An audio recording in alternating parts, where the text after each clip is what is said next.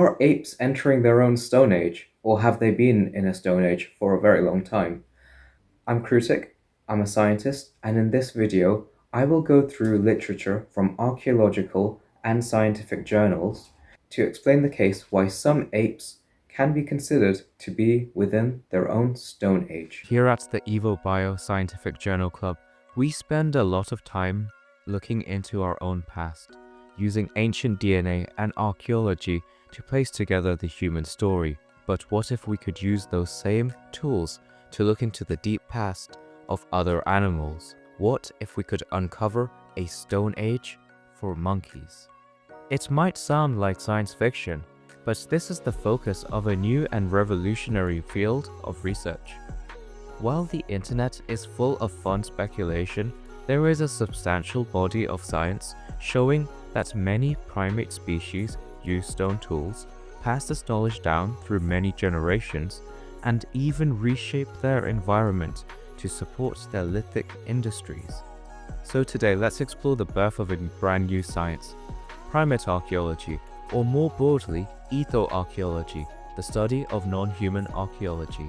For decades, we've known that humans aren't the only tool users.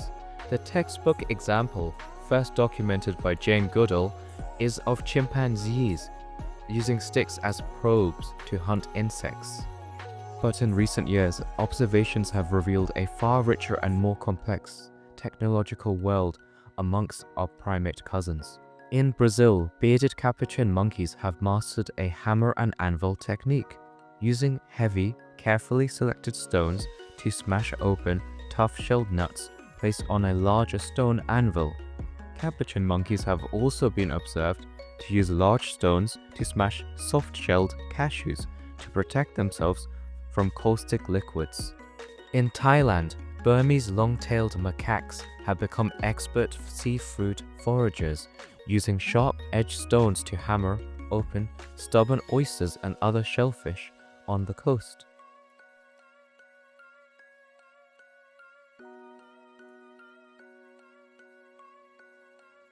These are incredible behaviors, but are they modern quirks, or are they the product of a long, deep, ancient history for these animals? To answer that, scientists had to stop observing and start digging. This is where primate archaeology truly begins, and the discoveries have been stunning. Let's return to the Capuchins from Brazil. An archaeological dig at a site used by these monkeys uncovered layers of discarded stone hammers and broken nutshells. By using radiocarbon dating on fragments of charcoal found alongside the tools, the researchers made a landmark discovery published in 2019. The monkeys' use of the site was not recent. The oldest tools dated back 3,000 years. Similar work at chimpanzee sites in the Thai forest of the Ivory Coast found that their nut-cracking technologies dated back at least 4,300 years. This is not instinct. This is a learned tradition, a culture passed down hundreds if not thousands of generations. These are true examples of non-human Stone Age technologies. But this raises a critical question. How can archaeologists be sure they're looking at monkeys' toolkits or ape toolkits and not an ordinary pile of rocks? The answer lies in applying the exact same forensic techniques used to study our own ancestors' tools. First, archaeologists analyze use wear. Under a microscope, a stone used as a hammer will have distinctive pitting and impact fractures that are different from random damage caused in nature.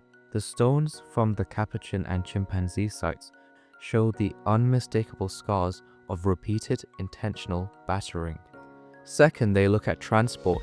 The Capuchins, for example, use stone hammers, which are often made of specific type of hard quartzite that is not found locally at their processing sites. This means the monkeys are actively seeking out, selecting, and carrying their preferred raw materials, sometimes over considerable distances. And perhaps most fascinatingly, they stockpile. Researchers have observed primates gathering and storing useful stones at key locations, creating tool caches. This indicates foresight, a separation between the immediate act of using a tool and the future planning of needing that tool.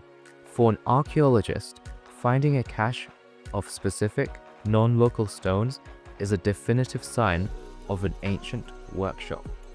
This deep dive into primate tool use has revealed another, more profound layer: the rise of different cultures in non-human apes.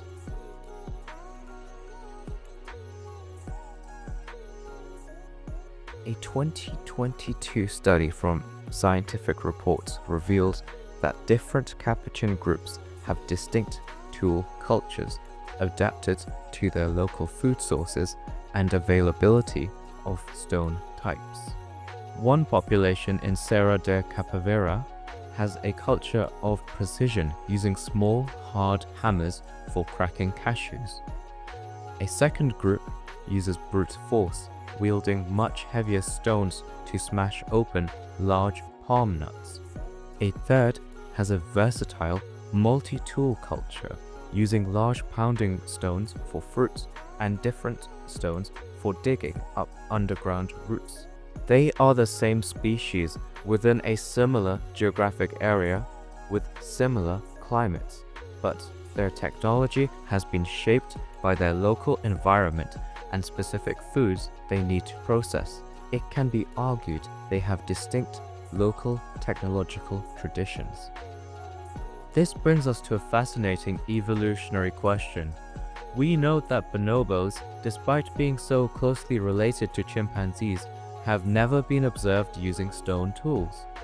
And current evidence suggests the common ancestor between humans, chimps, and bonobos did not use stone tools either.